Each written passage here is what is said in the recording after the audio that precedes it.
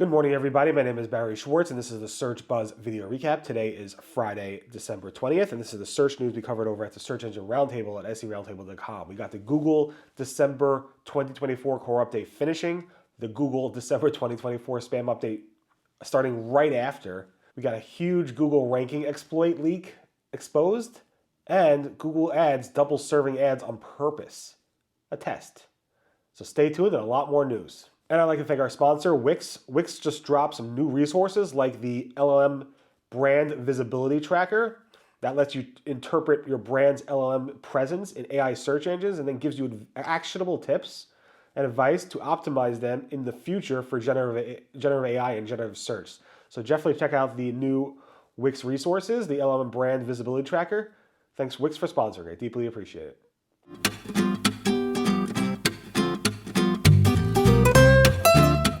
Okay, so on December 18th, Wednesday, Google officially announced that the core update, the December 2024 core update was finished.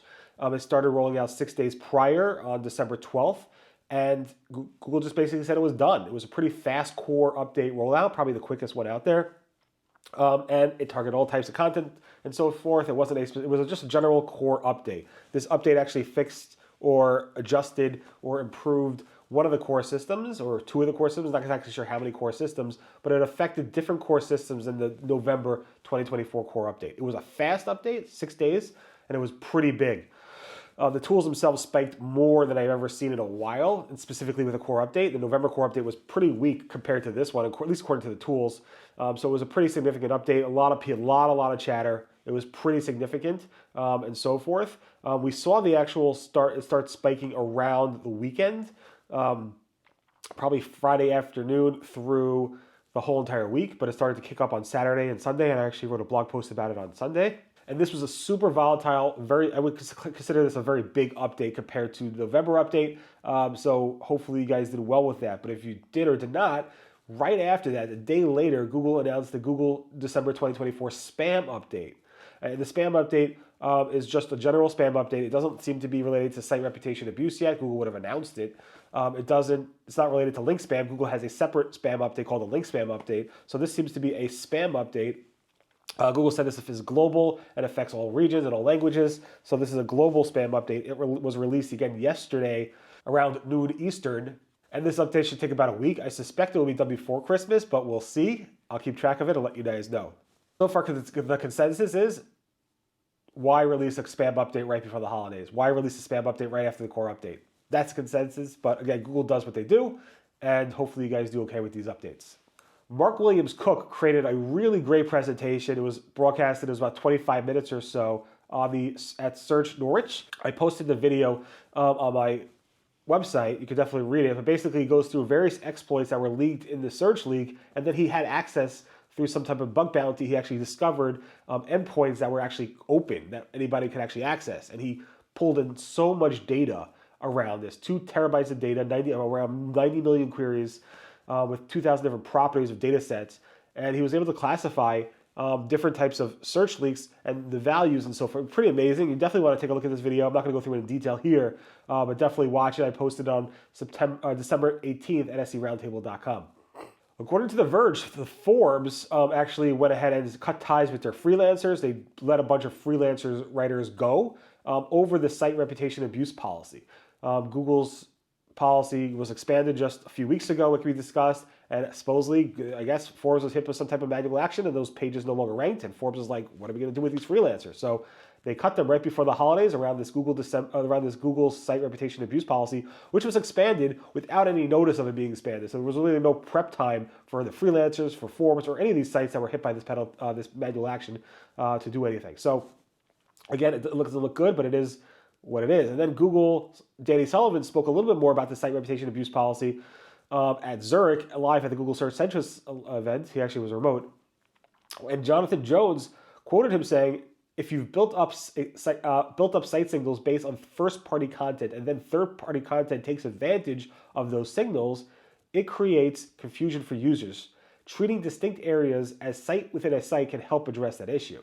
So again, he goes through this, basically this whole starkly different content stuff and so forth. We'll probably see more algorithm updates or manual actions around this in the future in 2025, but we will see.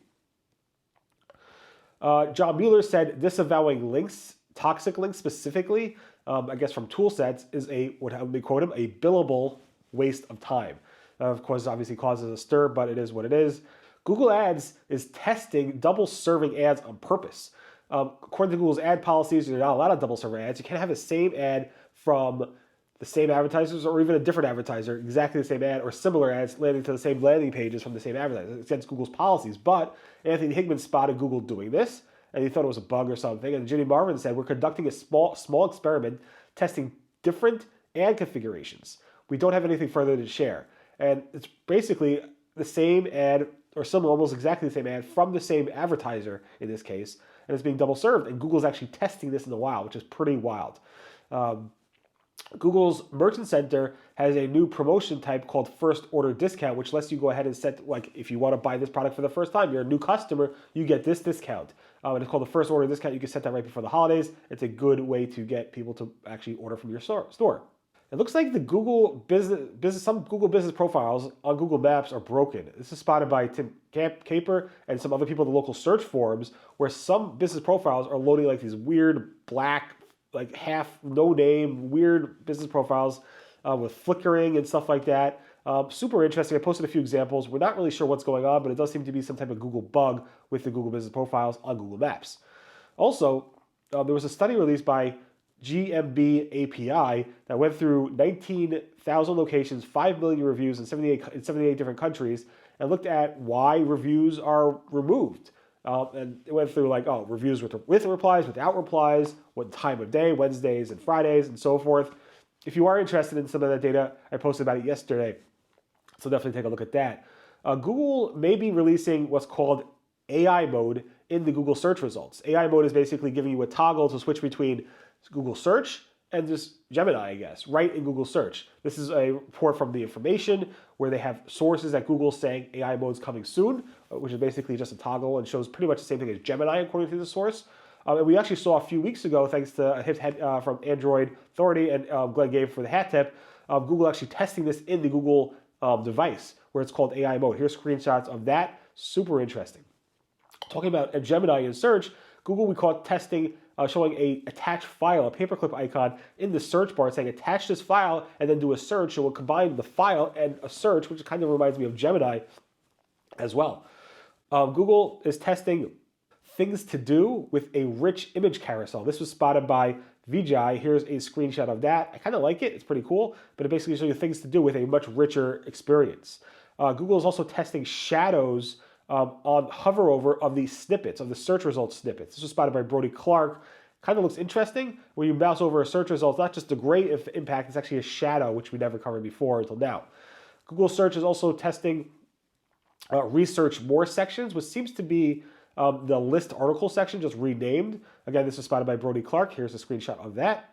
OpenAI has opened up its ChatGPT search feature to all logged in users. You no longer have to be a paid user to try it. You just go to ChatGPT, log in, and you can actually click on the little web icon to search the web. And they actually added a bunch of new features around maps and other things, as well as like live. There's a lot of features that OpenAI is releasing this week with ChatGPT. Definitely take a look at that. And also, the Hanukkah decorations are live.